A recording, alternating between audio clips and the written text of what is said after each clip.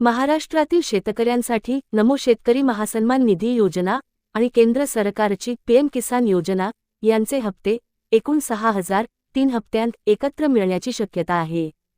February 2026च्या सुरुवातीला PM किसानचा 21वा, 22वा हप्ता आणि नमो किसान योजनेचा 8वा हप्ता जमा होण्याची प्रक्रिया सुरू झाली आहे। नमो शेतकरी हप्ताबद्दल महत्त्वाची माहिती। योजना राज्य सरकारने पीएम किसानच्या धर्तीवर प्रतिवर्षी 6,000 देण्याचे जाहीर केले आहे। एकत्रित लाभ पीएम किसानचे 2,000 अधिक नमो शेतकरीचे 2,000 असे मिळून साधारण 4,000, काही ठिकाणी 6,000 रुपयांची चर्चा खात्यात जमा होत आहेत। स्टेटस चेक लाभार्थी आपली स्थिती pmkisan.gov.in वर फार्मर्स कॉर्नर मध्ये स्टेटस द्वारे तपासू शकतात।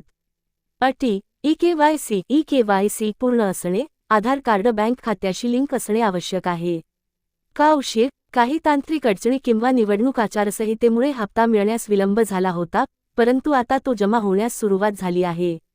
थोडक्यात, जर तुम्हाला अजून हप्ता मिळाला नसेल तर आपली ई-केवायसी आणि बँक खात्याची स्थिती तपासा, कारण फेब्रुवारी 2026च्या मध्ये हे हप्ते जमा होण्याची प्रक्रिया सुरू झाली आहे।